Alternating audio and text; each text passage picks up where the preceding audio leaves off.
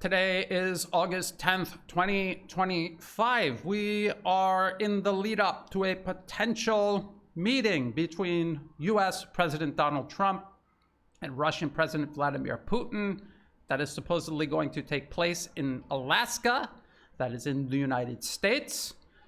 I want to go over what the Western media is saying about this. I want to talk about the pattern of serial violations the US has demonstrated throughout this 21st century, the last 25 years, in regards to making deals with other nations, using negotiations as cover to, in fact, attack another nation, to decapitate its leadership. Also talk about America's relationship with Russia, specifically since the end of the Cold War, and the repeated betrayal of Russia by the United States and its promises regarding NATO and its encroachment up to and all along Russia's border. Let's take a look at what the media is saying. The Western media, CNN, Trump-Putin summit in Alaska resembles a slow defeat for Ukraine. And this is an analysis piece by CNN. And I will give you a few key quotes from the article. The conditions around Friday's summit so wildly favor Moscow. It is obvious why Putin leapt at the chance. After months of fake negotiation, and it is hard to see how a deal emerges from the bilateral that does not eviscerate Ukraine. I think this person was a little too anxious and emotional to actually write complete sentences. Kiev and its European allies have reacted with understandable horror at the early ideas of Trump's envoy, Steve Witkoff, that Ukraine cede the remainder of the Donetsk and Lugansk regions in exchange for a ceasefire. Of course, this is all about securing a ceasefire. Why does the United States want to secure a ceasefire? Because it wants its European client states to move their troops into the remainder of Ukraine's territory, thus freezing the conflict, allowing the US to circle back to it at a later date, while through strategic sequencing, they focus on Iran and China in the Middle East and the Asia-Pacific region, respectively. The main goal is a ceasefire, and that itself is a stretch. Putin has long held that the immediate ceasefire demanded by the United States, Europe, and Ukraine for months is impossible, as technical work about monitoring and logistics must take place first. He is unlikely to have changed his mind now. His troops are in the ascendancy across the eastern front line, and that is true. And it's not really a matter of what Russia is going to concede to. We have been at this juncture before in the last 8 months. The United States has demanded ceasefires, even partial ceasefires. About 4 months ago, I remember doing a video about a ceasefire in regards to striking energy infrastructure that Russia did actually agree to. But when you looked at the details of it, it was a meaningless gesture. And it was just Russia going along and just moving things along and running out the clock as it continued to gain on the battlefield. And I'm almost certain that that is what Russia is doing right now. I will explain what my concerns are regarding this meeting in Alaska in just a moment. Let's continue with the CNN analysis piece. The article ends by saying, consider Putin's mindset for a moment. The third Trump threat of sanctions has evaporated, and his forces are moving into a period of strategic gain on the front line. So even the Western media is admitting that Russian forces are gaining. And this is something that was obvious for months, if not years. And the Western media covered this up and spun it in the exact opposite direction. But now they admit that, yes, Russian forces are gaining on the battlefield. He's got his first invitation to the United States in a decade to talk peace about Ukraine without Ukraine, discussing a deal where he doesn't even have to fight to get some of the rest of the land he wants. And this is before the former KGB spy gets to work his apparent magic on Trump. Of course, it's all absurd, and this is about this fake narrative where President Trump is appeasing the Russians. He's a Russian puppet, and this all needs to be opposed by Democrats in the United States and, of course, all of Europe. There is this fake divide that the Western media has tried to depict between Europe and the United States, when in fact, Europe is doing exactly what the Trump administration is telling it to do, which is just a continuation of what the Biden administration had told it to do during Biden's 4 years in office, and so on and so forth.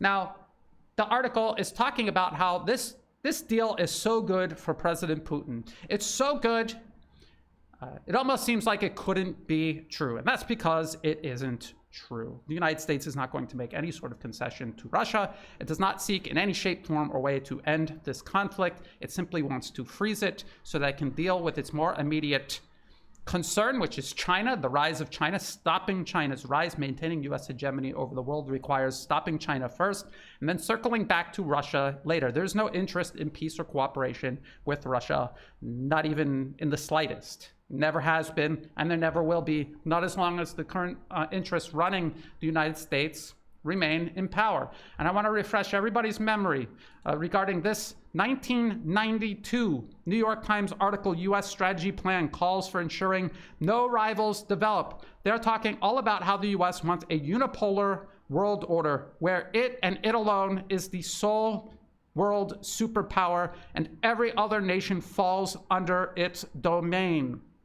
That is what this article is about. It will be in the video description below, so click on it and read it. That was U.S. foreign policy back in 1992 at the end of the Cold War. It is currently U.S. foreign policy now, and it has been U.S. foreign policy from the end of the Cold War all the way up until now. It has never deviated. That is what the U.S. wants. That is what it is pursuing. This war in Ukraine is not a war between Russia and Ukraine. It's not some sort of misunderstanding between Russia and Ukraine. It is not a war between Europe and Russia. It is a U.S. war against Russia being fought through Ukraine. And we know this because the same New York Times, much more recently, talked about how in 2014, when the U.S. politically captured Ukraine, overthrew the elected government, politically captured Ukraine, the CIA took over Ukraine's intelligence agencies. That includes all of its intelligence agencies, the intelligence agencies that are assassinating military officers, journalists, and others in the streets of Moscow. That is the CIA doing that through intelligence agencies the CIA has trained, organized, and directs. The Operation Spiderweb, where Ukrainian drones struck at Russia's nuclear deterrent, its strategic bombers, that was organized and executed by the CIA through these intelligence agencies it controls. This New York Times article admits that the CIA has been in Ukraine since 2014. They have built a network of physical bases all across Ukraine, including all along the border with Russia. They have trained operators who conduct armed missions against Russians inside Russian territory. They cultivated Bundanov, who has admittedly said that they have attempted to target and assassinate Russian President Vladimir Putin himself. Then we have this other article. That was 2024. We have this article from the New York Times, The Partnership, The Secret History of the War in Ukraine. This New York Times article, March 2025, talks about a military base in Germany where U.S. officers stand at the top of the armed forces of Ukraine's chain of command. They do everything from developing high-level strategy to picking individual targets on the battlefield to be struck by U.S. and European missiles. The U.S. provides intelligence to target and take out. It is a U.S. war being fought through Ukraine. It is the CIA operating Ukraine's intelligence agencies. It is U.S. generals at the top of the chain of command of Ukraine's armed forces. So it is a U.S. war against Russia. It is not a war between Russia and Ukraine. The U.S. is just backing Ukraine in. It's very important to understand that. It's also very important to understand that not only does the United States control Ukraine, it also controls all of Western Europe. The European Union is a layer of bureaucracy that the U.S. put into place specifically to smother out the sovereignty of the individual European member states that make up the European Union. And this has been going on for decades. And over the last 25 years, you can really see a transition where you went from strong-ish independent European leadership to subservient proxies who just do exactly what the US says. Yes, there is theater where they pretend that there is some sort of split between Europe and the United States, but that is only to grant the United States plausible deniability from the actions European nations take as dictated to them by the United States. I'll get to that in just a moment. But I want to go look at this Reuters article. This is another recent article about the upcoming meeting. Moscow warns of titanic efforts to disrupt Putin-Trump meeting. And it says, certain countries will make titanic efforts to disrupt the meeting U.S. President Donald Trump announced on Friday with Russian President Vladimir Putin for August 15th. Russia's investment envoy, Kirill Dmitriev, said on Saturday, Trump has said earlier that Russia and Ukraine were close to a ceasefire deal that could resolve the 3.5-year conflict. So here's the U.S. pretending to be a mediator in its own war on Russia. This is a U.S. war on Russia. It is a U.S. war that President Donald Trump himself helped precipitate during his first term in office. 2019, Trump administration approves new sale of anti-tank weapons to Ukraine. That was not a decision he just made off the cuff during his first administration. It is all part of long-stated U.S. foreign policy objectives.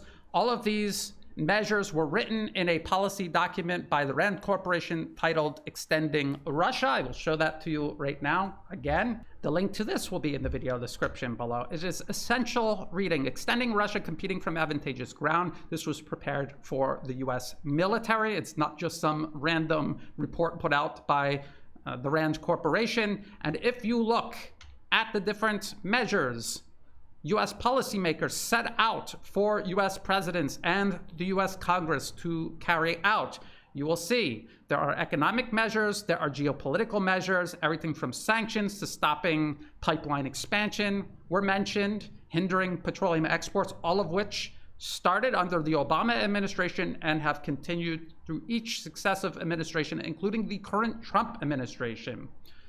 Imposing sanctions is also on there. Again, obviously being continued by every administration since. Provide lethal aid to Ukraine, increase support to the Syrian rebels, promote regime change in Belarus, exploit tensions in the South Caucasus, reduce Russian influence in Central Asia, challenge Russian presence in Moldova. Every single one of these measures are still being carried out to this day.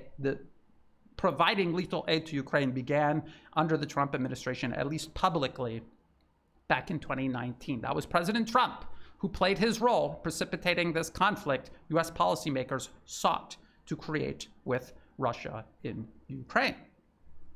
So there's nations that are going to make titanic efforts to disrupt the meeting between President Trump and President Putin, including the United States itself. That is what the United States is doing.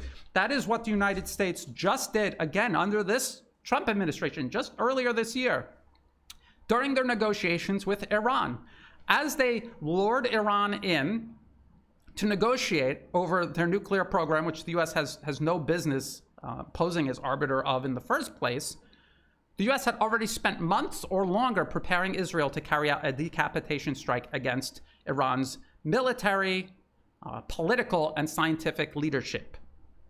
And so as the negotiations were taking place, the negotiations being carried out to create plausible deniability for the United States while their Israeli proxies struck at Iran and carried out this unprecedented attempt to decapitate Iran's leadership, military, civilian, scientific, to shift responsibility onto Israel and also to shift all of the retaliation from Iran onto Israel. That is what we watched. But that essentially was a U.S. decapitation strike carried out through Israel against Iran. And now they are setting up the exact same ploy against Russia, using Europe and Ukraine as the stand-in for Israel. So chief among the nations interested in disrupting this meeting and continuing the conflict is the United States itself. It wants to freeze the conflict.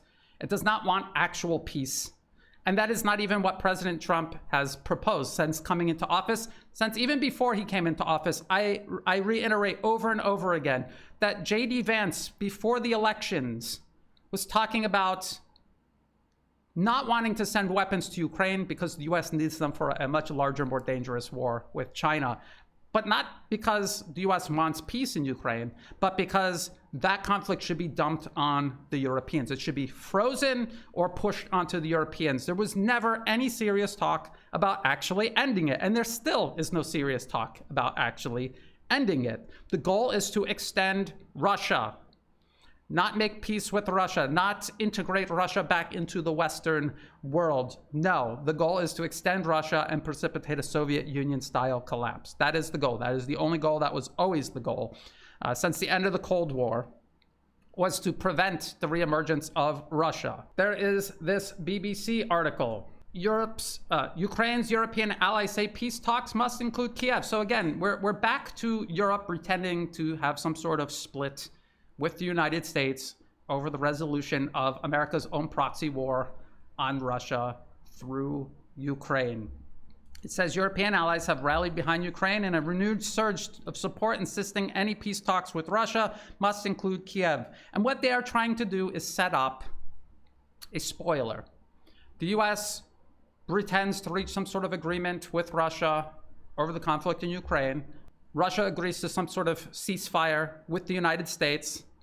But because Europe is posing as having some sort of split between the US and itself, they're not on the same page. When the ceasefire is enacted, European forces move into Ukraine to create a buffer zone to freeze the conflict rather than end it. That was the plan. That is not some plan the Europeans came up with on their own. That is what US Secretary of Defense Pete Hegseth told Europe was the plan all the way back in February. And I could prove it because it's all written down on a statement from February 12, 2025. This was during the Ukraine Defense Contact Group.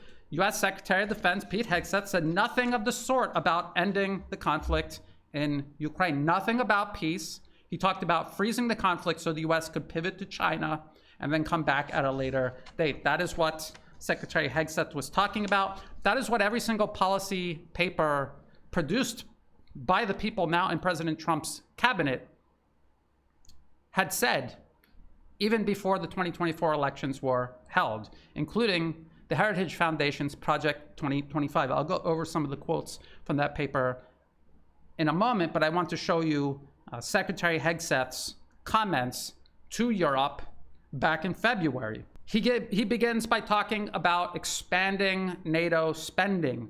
NATO exists to confront, contain, and eventually absorb Russia. That is why NATO exists.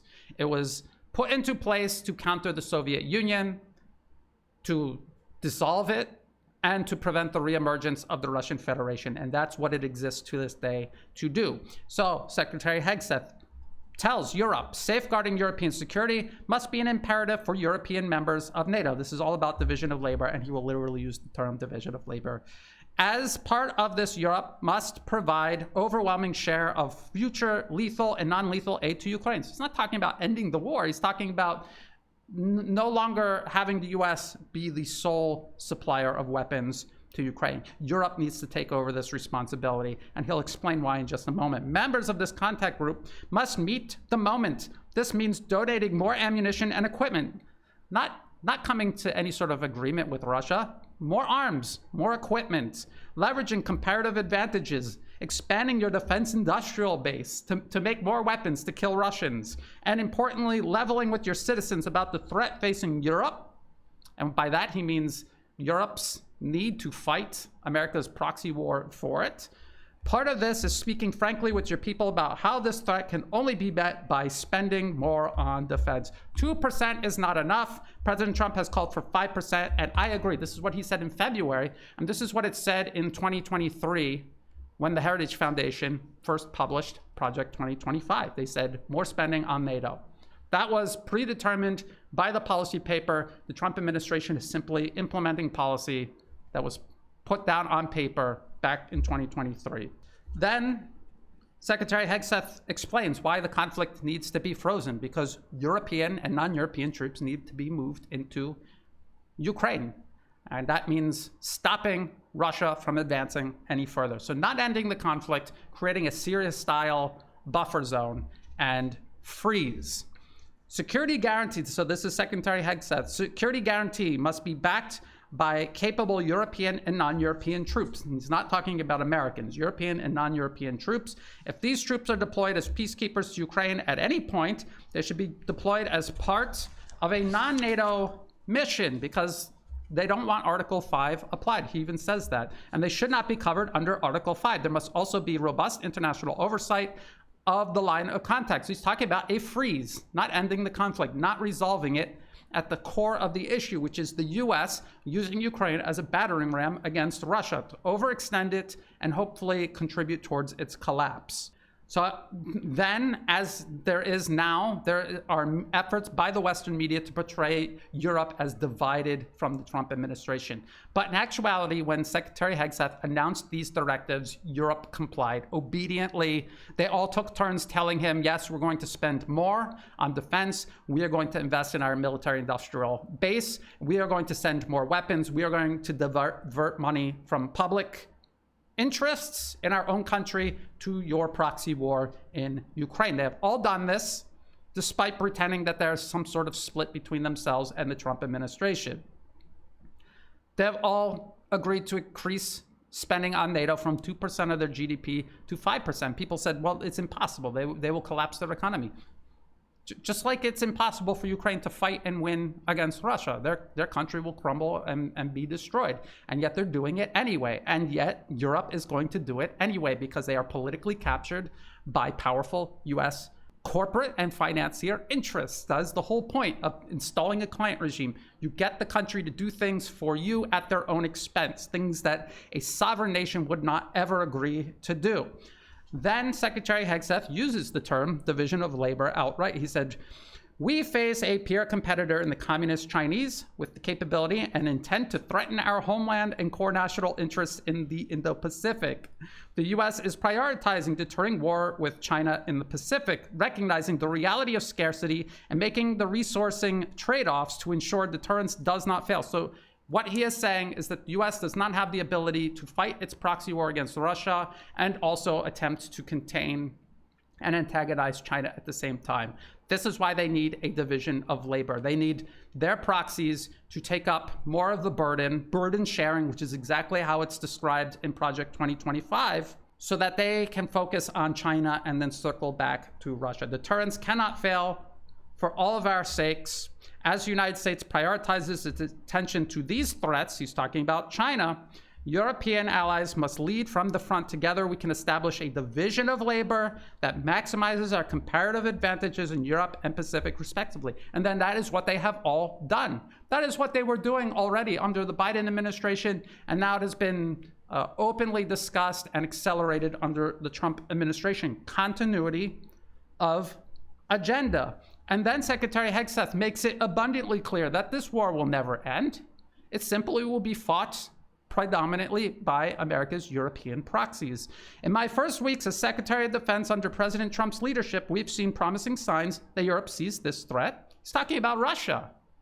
Russia is not a potential partner. There's no peace to be made with Russia. Russia is considered a threat by the Trump administration, just as it was under the Biden administration, and just as it was in all of these policy papers written by the people that now line President Trump's cabinet, just as it was all stated by those who lined President Biden's cabinet. So he talks about Sweden recently announced its largest ever assistance package to Ukraine to fight Russia. We applaud them for committing $1.2 billion in ammunition and other needed material. Poland is spending 5% of GDP on defense already. So people who said that they can't, well, some of them already are, which is a model for the continent.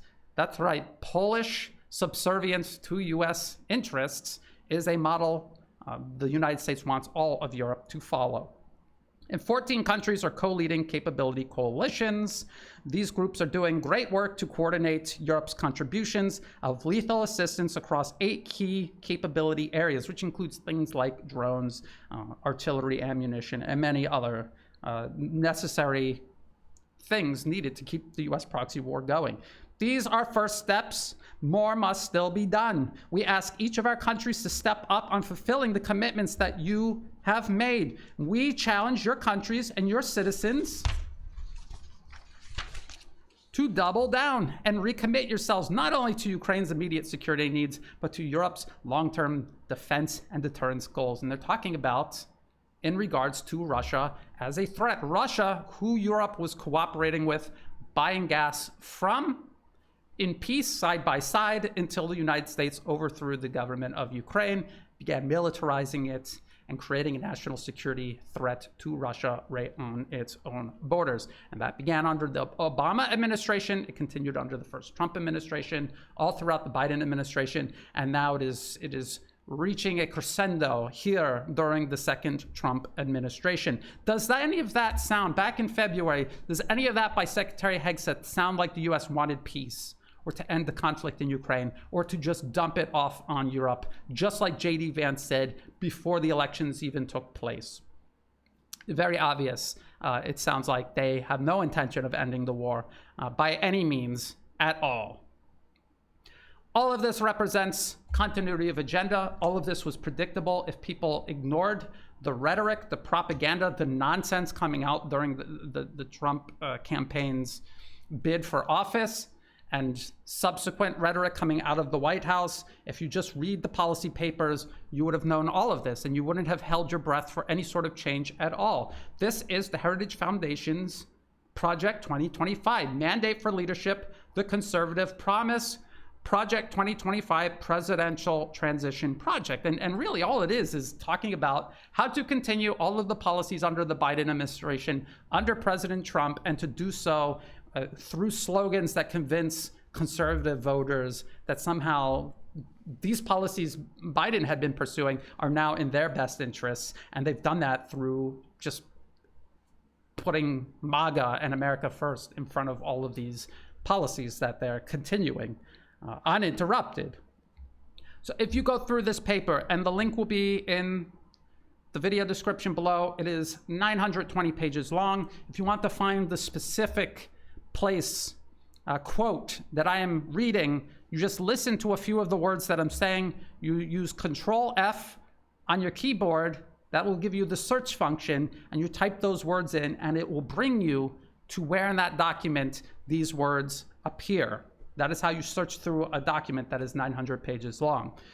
The United States and its allies face real threats from Russia, as evidenced by Vladimir Putin's brutal war in Ukraine. This is a paper written by people who are now in President Trump's cabinet, as well as from Iran, North Korea, and transnational terrorism at a time when decades of ill-advised military operations in the greater Middle East, the atrophy of our defense industrial base, the impact of sequestration, and effective disarmament by many U.S. allies have exacted a high toll on America's military.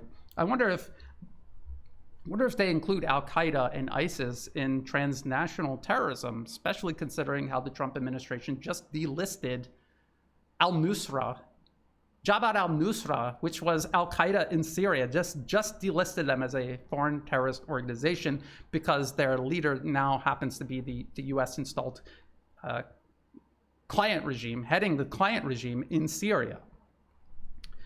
This is a grim landscape. The United States needs to deal with these threats forthrightly and with strength. Maybe you could say peace through strength.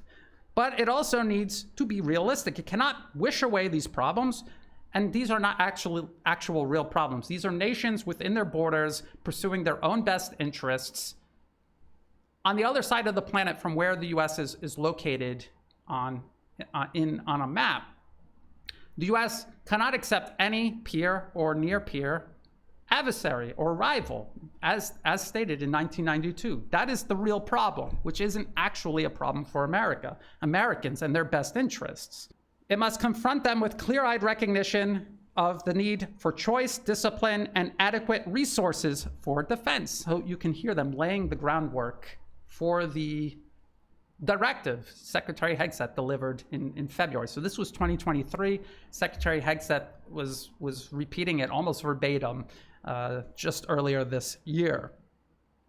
In this light, U.S. defense strategy must identify China unequivocally as the top priority for U.S. defense planning, while modernizing and expanding the U.S. nuclear arsenal and sustaining an efficient and effective counterterrorism enterprise. And this is what Secretary Hegseth repeated earlier this year. China is the #1 priority. US allies must also step up. So here's the division of labor, with some joining the United States in taking on China in Asia, while others take more of a lead in dealing with threats from Russia in Europe, Iran, the Middle East, and North Korea. Division of labor. The reality is that achieving these goals will require more spending on defense, just as Secretary Hegseth repeated earlier this year, both by the United States and by its allies, as well as active support for reindustrialization and support for allies' productive capacity so that we can scale our free world efforts together. Free world efforts means American primacy. And so this is the policy that was determined before the election was even held the next year in 2024. And this is what the Trump administration is now implementing verbatim, line by line. Project 2025, again, published in 2023. This is what it says about increasing NATO spending. Increase allied conventional defense burden sharing. Okay, this is what they're talking about. U.S. allies must take far greater responsibility for their conventional defense. U.S. allies must play their part not only in dealing with China, but also dealing with threats from Russia, Iran, and North Korea. Make burden sharing a central part of U.S. defense strategy, with the United States not just helping allies to step up, but strongly encouraging them to do so. And that was the whole point of Secretary Hegseth delivering that directive in February, and since then, all of Europe complying, despite this play acting that there's some sort of divide between themselves and the Trump administration. Transform NATO so that U.S. allies are capable of fielding the great majority of the conventional forces required to deter Russia, while relying on the United States primarily for our nuclear deterrent, and select other capabilities while reducing the U.S. force posture in Europe, not because they want peace, but because they need those forces to antagonize, contain China, and eventually fight China off their own shores. Again, on the other side of the planet from where the US is located on a map. The Europe, Eurasia, and Russia region is made up of relatively wealthy and technologically advanced societies that should be expected to bear a fair share of both security needs and global security architecture. The United States cannot be expected to provide a defense umbrella for countries unwilling to contribute appropriately. At stake after 2024 will be examining the status of the Wales pledge of 2% of gross domestic product toward defense by NATO members. The new administration will also want to encourage nations to exceed that pledge by, hey, say 5%, which is exactly what they did. So this is what I'm talking about. The policy papers, that is the plan. That is what they are going to do. Everything else is just a distraction away from it, an attempt to convince you that the US wants peace and prosperity and cooperation with everyone else, to draw them in so that's easier for them to overcome their adversaries. If their adversaries all read these policy papers, understood the plan, and created a united front against the United States and its ambitions, the US would outright fail. They wouldn't even stand a chance. And why? Why do people continuously fall for this? Why do they fall for this? Because human nature desires peace, stability, and prosperity, so much so that they'll lie to themselves when they see an emerging threat that they don't really want to deal with. They see what is required to meet that threat, and they are not willing to invest that in doing so. And so they will lie to themselves and say, no, I think maybe the US can be reasoned with. We can get some sort of leverage over them. We can change their mind. No, you cannot. You cannot change their mind. The people driving US foreign policy do not face any of the actual consequences that will befall the United States when these nations start pushing back. Tariffs, for example, are going to destroy, and already in a way are destroying, the US economy. But it's not the people writing the policy that pay the price. It is the American consumer, ordinary Americans. These people still, at this point, have almost in complete impunity from the consequences of their actions. Absolutely everyone else pays for these consequences except for them, which is why they continue unabated. Until you can impose consequences on these people specifically, or you just physically prevent them from advancing their objectives through economic coercion, political interference, covert and overt military force, until you can do that, nothing is going to change in terms of US policy. So we understand that there is continuity of agenda. The US has no interest in peace. They simply need to freeze the conflict so they can perform their division of labor and their strategic sequencing. What is Russia going to do about all of this? Why is Russian President Vladimir Putin meeting with US President Donald Trump in Alaska, of all places? Why is he doing this?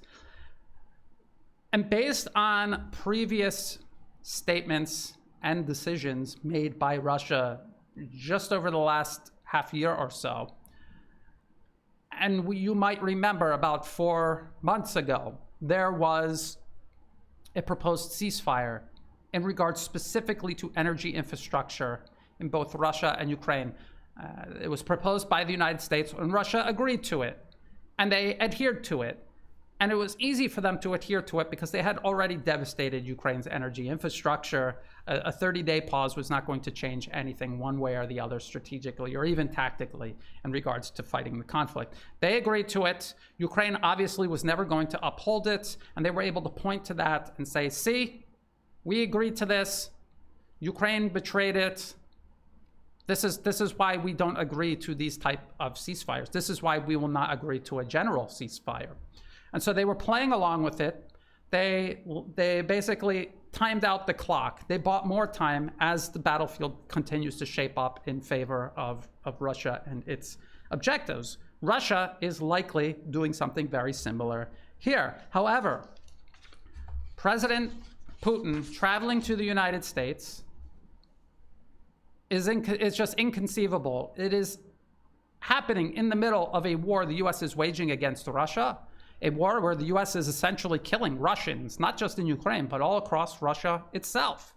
Again, the New York Times admits the CIA is running the Ukrainian intelligence operations, targeting Russian officers, Russian journalists, and others in Moscow, the capital of Russia. So just in principle, it seems inconceivable that President Putin would travel to the United States to talk about a war the US is waging against Russia and killing Russians in Russia.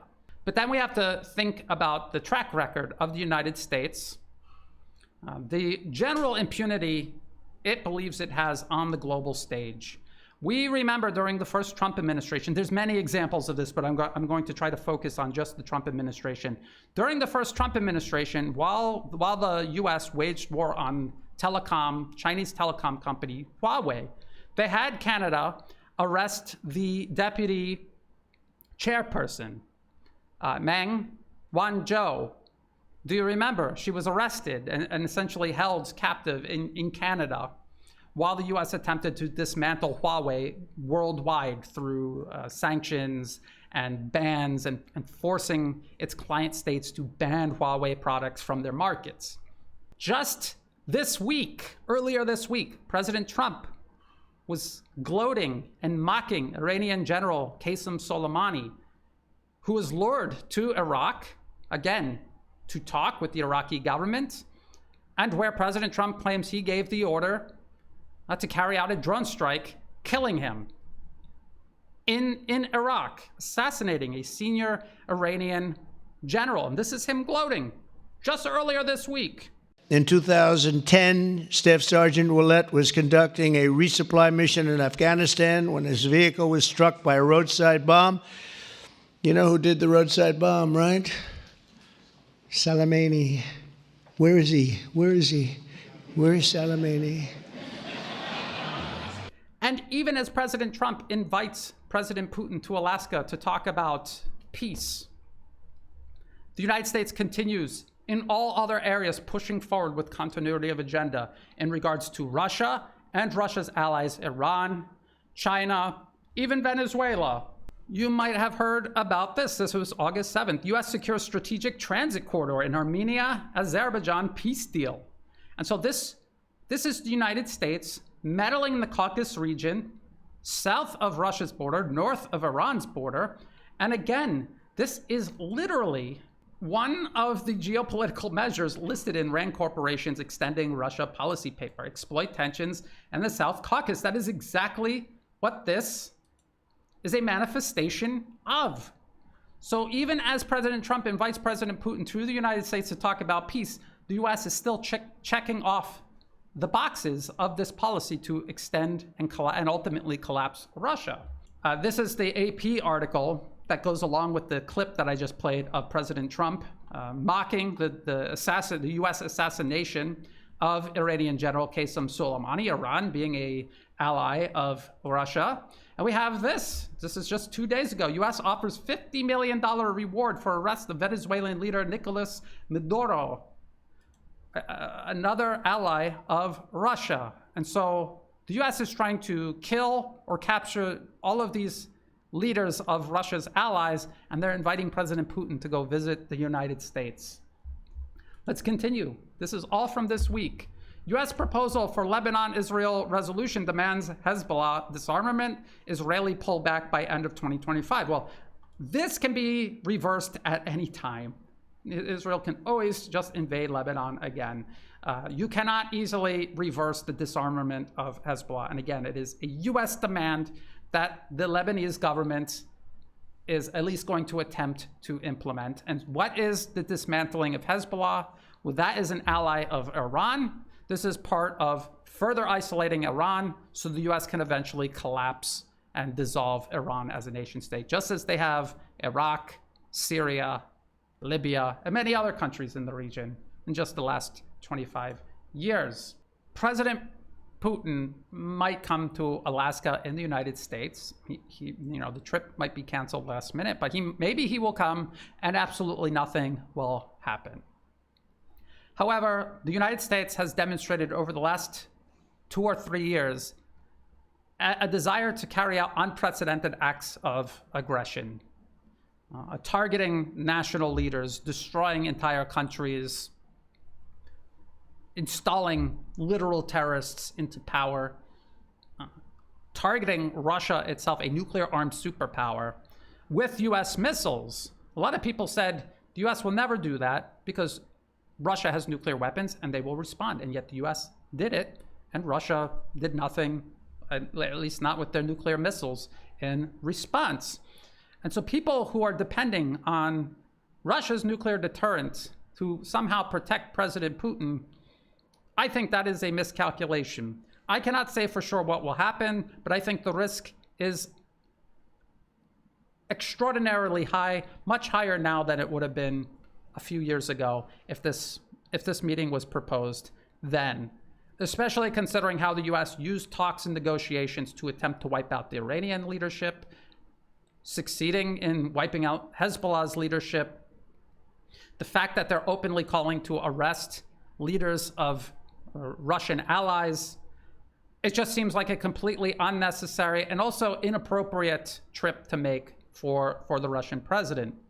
And President Putin might believe that by doing this, they're giving the U.S. a face-saving way to remove themselves from this conflict. The problem is, we come all the way back to this, where we began.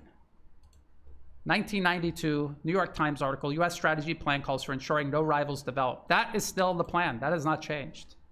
And so there is no face-saving way to get the United States out of Ukraine in a way that will also give them a way to exit out of this overarching geopolitical objective, to ensure no rivals develop. All the U.S. is going to use this opportunity for is to retrench, rearm, reorganize, and restart hostilities again when terms are more favorable for them. And the only way I could imagine that Russia would agree to this is if either they're recklessly delusional or if they believe they can make better use of the time, as they sort of did with the Minsk agreements. They used that time to prepare their military for the special military operation they knew was inevitable. They had no choice, had to be launched. They used that extra time to prepare for it. The U.S. used that time to prepare Ukrainian forces against the special military operation. Something similar might be in the works. I just think that it's an incredibly dangerous prospect to visit the United States at a time when the U.S. is literally openly trying to kill the leaders of nations it has designated adversary. And as the policy papers have all demonstrated, Russia is on that list next to Iran, China, North Korea, and others. We will have to keep a very close eye on all of this. I urge people to please read the policy papers and look at these developing events in that context. Stop listening to the rhetoric coming out of the White House, coming out of the Western media. All of that is explicitly designed to manipulate both the public and the diplomatic efforts of other countries around the globe. That is the purpose of all of that. It is not to inform them. And so if you are informing yourself by listening and sifting through rhetoric that is designed to mislead you, you are always going to find yourself lost, off the path and completely lost. The policy papers were written years ago. You can see each administration going down the list, checking them off, delivering directives where they're repeating the policies almost verbatim and implementing them step by step. That is how I knew President Trump was not going to end the war as he promised. That is how I knew the US and Israel would attack Iran at a time everyone had high hopes regarding US negotiations with Iran. And that is how I know for a fact the United States is not interested in peace with Russia. Now, the only mystery to solve is exactly what the US plan is, how the betrayal will manifest itself, in what way and along what timeline. So we'll just have to wait and see until further information avails itself. I will continue keeping a close eye on all of this. If you thought this video was useful, please like and share. Think about subscribing. It's free to do. It helps the channel grow. Check the video description below for all the other places you can find and follow my work. I upload all of my videos on YouTube, Rumble, X, and on Telegram. I also have a blog. The link is in the video description below. Also in the video description are all of the links that I just referenced, all of these policy papers, the PDF files. You click on it and it will open in your browser and you can read these policy papers yourself. That is in the video description below, as well as for ways you can help support my work. I do not monetize any of my social media platforms. If ads pop up, feel free to skip or block them. They're not helping me out at all. If you do want to help support my work, please do so through Buy Me a Coffee and also through Patreon. To everyone who has been helping out, whether it's a one-time donation, donations month to month, or if you have no resources to spare at all and you're just helping share my work with others, getting the word out there, that is all greatly appreciated. That is what makes this work possible. So thank you. And as always, thank you for watching.